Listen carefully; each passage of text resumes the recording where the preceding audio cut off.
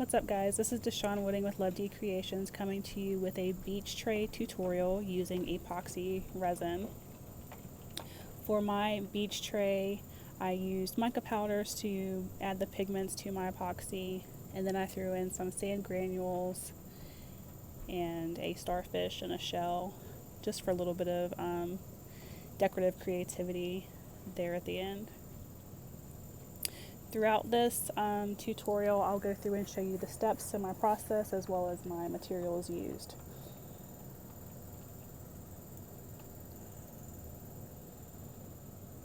I use the mica powders listed below through a little Muggle Magic, 2-part Promarine epoxy,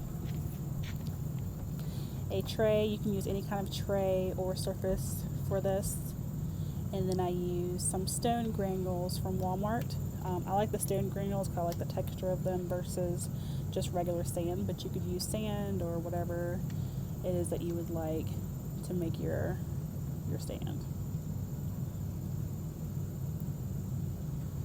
Once you've mixed your epoxy, 1-to-1 ratio if you're using Promarine, which is usually the same for any brand, I did a thin coat over top of my sand and I allowed it to run onto the tray itself. Next I added my dark blue epoxy at the top,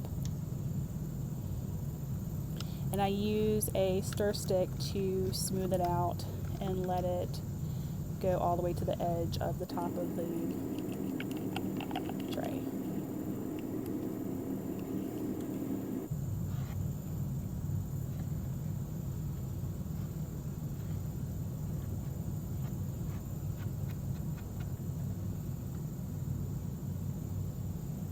Next, I go in with the second color, and for this color I mixed the dark blue and the teal green color that I showed at the beginning to get this shade.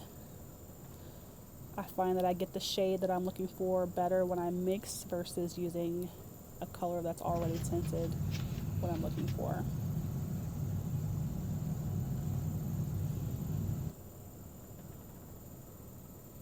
Here I'm just spreading and blending them in together so that I have a smooth surface to work with for my waves.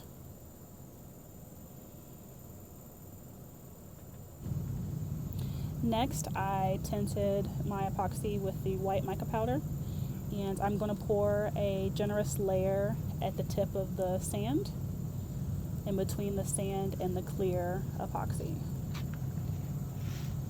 You can always go back in and add more, so start with less and then go in and add more if you need to.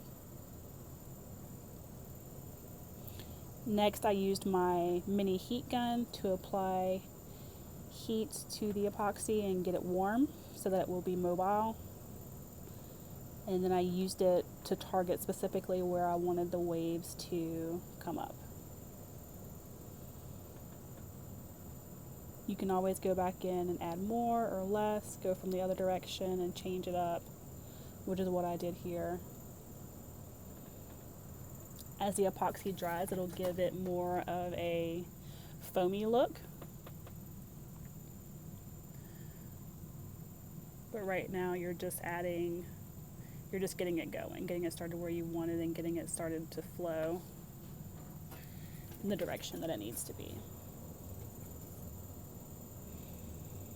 I had a few pieces of sand that were sticking up that weren't fully covered in epoxy, so then I used some of my leftover clear to just fill in those spots a little bit.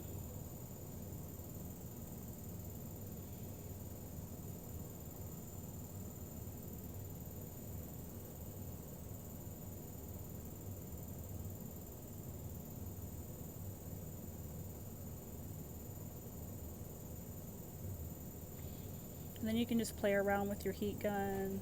You can add more white up into the waves. You can add more onto the sand. You can add another layer if you wanted to come up in between the two, where the two colors meet. You could do another strip of white and add more waves if you wanted to, and use the same steps.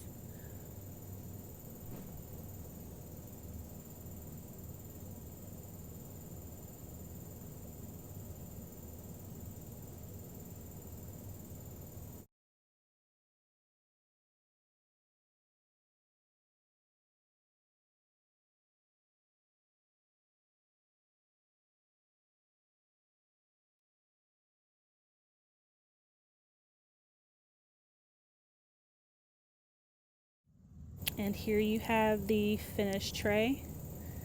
Make sure you like and subscribe to my page for more tutorials, and I'll see you guys next time. Bye!